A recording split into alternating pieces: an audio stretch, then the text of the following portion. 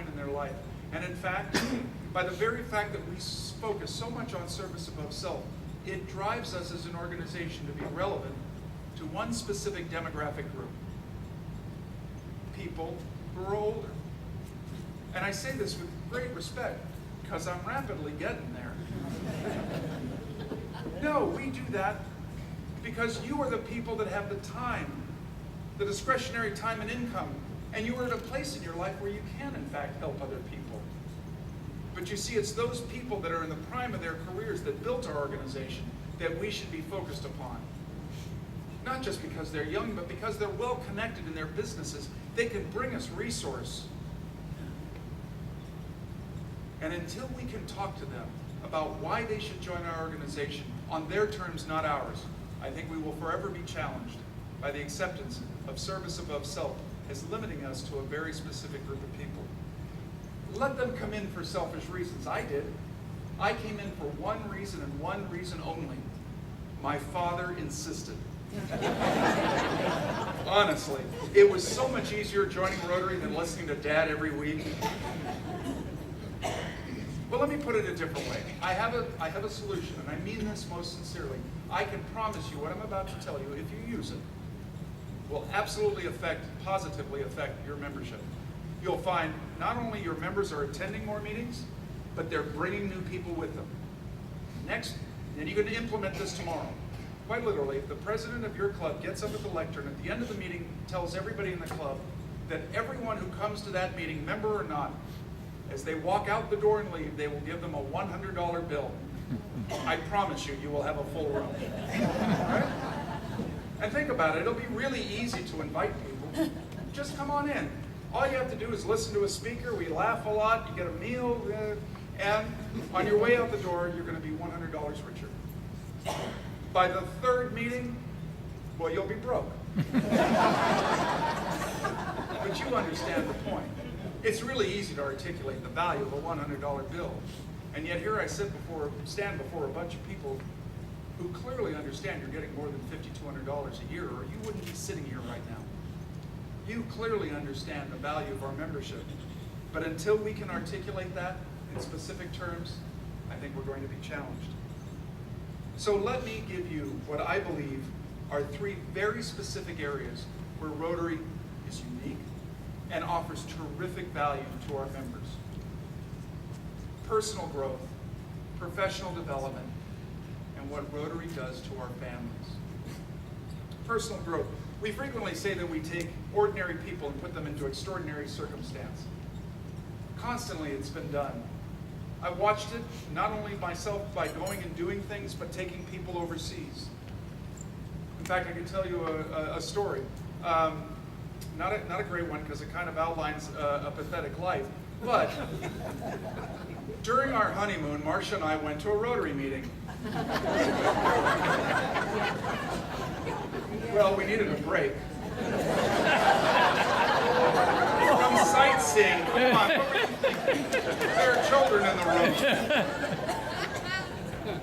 room. Quite literally, I'd only been in Rotary a short time, and they told you that if you wore this pin, you could walk into any meeting and they would accept you. Well, that sounded pretty cool. So we were in Paris, and we went to the Rotary Club of Paris West, and sure enough, the pin gets you in. Walked in the door, sat down at this meeting, and, well, have you ever been to a boring Rotary meeting? In a foreign language? Anyway, we got in there, and a gentleman sat down next to us and translated. It was fascinating, it really was. It was, familiar and yet really kind of odd. Anyway, at the end of the meeting, they introduced us, they told them we were on our honeymoon. And at the end of the meeting, a gentleman came over and said, "Would you like to see a part of Paris you might not otherwise see? I'll come and pick you up on Thursday. Are you available?" We're like, "Oh yeah, we're available. Of course we are. We'd love it." He picked us up, and he took us to places we would not have ever gone to. We did not know. One particular bistro that was up near the Sacré-Cœur. And anyway, we wound up that evening.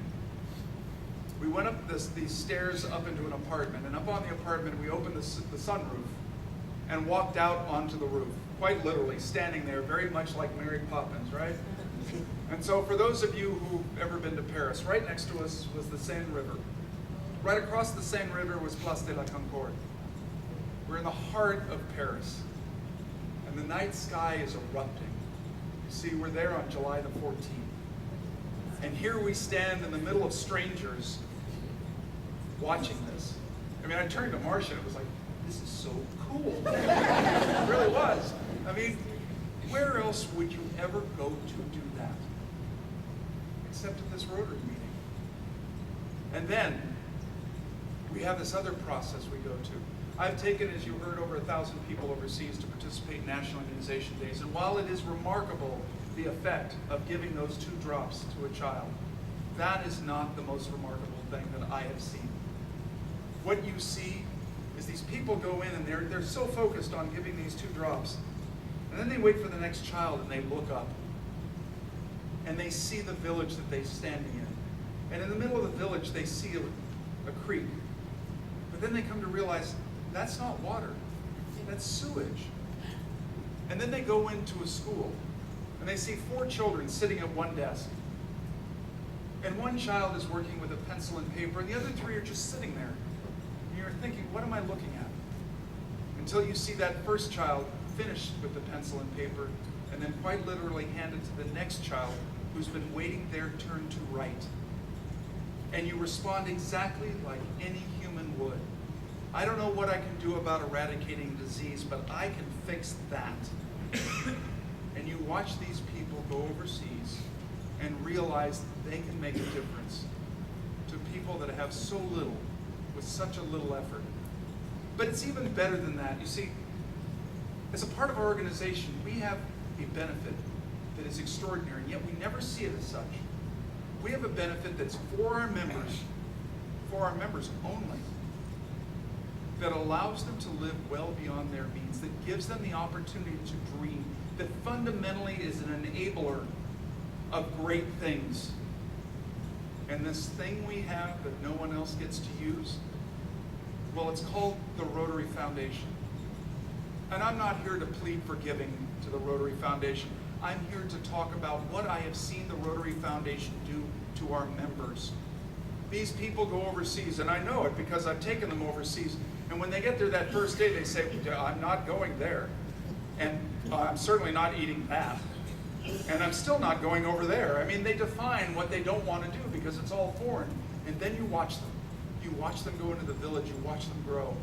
And every single time, we wind up at the very last meeting of the time we're there. And all of a sudden, you really can't tell who came with me and who didn't. Because you see, they're wearing the local clothes. They're all interspersed with the local Rotarians. And then comes the time that I say we have to get on the bus and go. And it's the big hug and cry. Everybody is hugging each other, and they feel fundamentally like they're a part of the culture. I've taken many, many people overseas, but I brought them back as Nigerians, as Ghanaians, as Indians, and that is what we have in our midst through the Rotary Foundation and what we do. We allow people to live well beyond their means, to do things they never dreamt that they could or should do, and yet you see it happen all the time. And yet we never talk about it that way. We allow people to live in a way that they can't buy anywhere else. My father, who has now passed away, said to me frequently towards the end of his life that his greatest treasures were his memories. And here we are, a member of an organization that delivers this benefit. And yet we rarely recognize it, we rarely talk about it, and very rarely have I ever heard a president or a leader in our organization talk about how extraordinary our membership is. The second area is professional development. It is fundamentally the reason that we came together. Vocational service. Many clubs don't even have a vocational service chair because I'm not quite sure what to do with that vocational service chair. And yet it was one of the reasons we came together. If you go to one Rotary Center in Evanston, at our headquarters, go up to the top floor, on the 18th floor of that building, it's where the board meets. And just outside the boardroom is a wall of pictures of every single board of directors that we've had since our inception. If you ever get there, go and take a look at the faces in those first 24, maybe 30 pictures. All the faces that you see are of young people in the prime of their careers putting together their life. In fact, those 4 famous people that got together on February the 23rd, 1905, the oldest one was 37. We brought ourselves together to do business with one another, but not just to do business in any way, to do business the right way. We either later defined it by doing the four-way test. And I'm not talking about throwing business cards out on the table. No, that's not the way we do this. The way we do it is we bring these people in and allow them to stand for their vocation. But the way you get credential in our organization is how you serve in your club, how you participate. I heard a great expression of why Rotary was significant to a young Rotarian. She was 25 years old. She was sitting on a panel and was answering the question, why Rotary?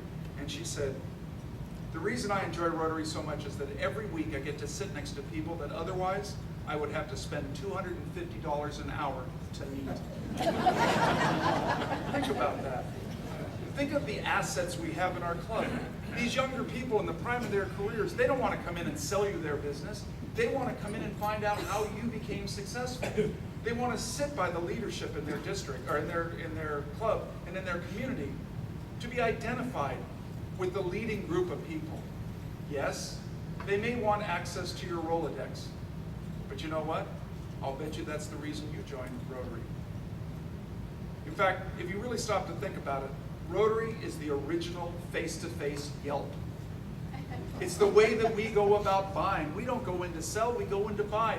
If I'm going to look for an attorney, I'll call my attorney friends in Rotary and say, here's my need. And they'll go, wait a minute, I know exactly who you want to talk to. And I tell you what, I'll call them first so they know who you are when you call. Time and time again, that is how we interact with each other. And yet, frequently, we don't allow conversation about business in this club. In fact, when you go into clubs, how many of you find someone if they appear in the paper for their business? Do you know how finding was started in Rotary? We used to find people that did not do business with one another. And somehow that all changed. But you see, it goes well beyond just this opportunity to connect businesses. Think about the value that we offer our membership. We provide all sorts of training just by showing up.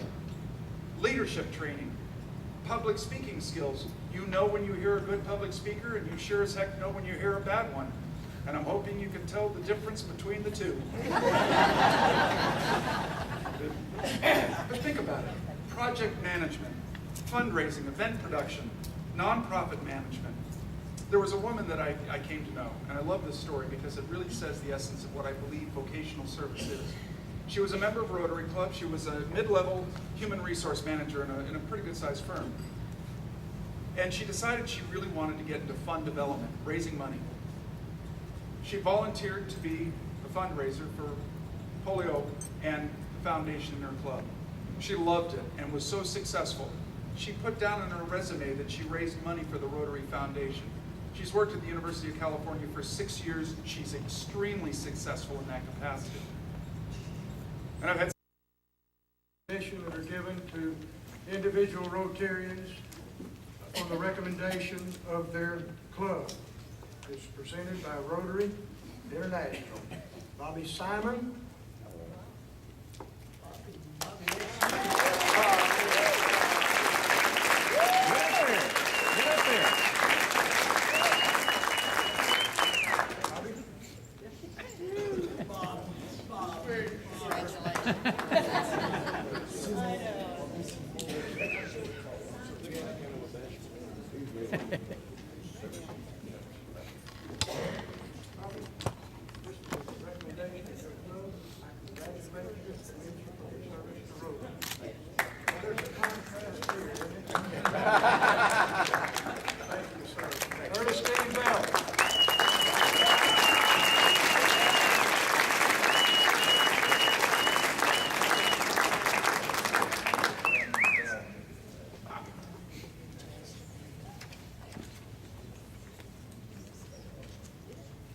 Ernestine, member of the Cleveland Rotary Club, and is involved in most every activity that Cleveland Rotary has that they've taken under for the last several years. Congratulations.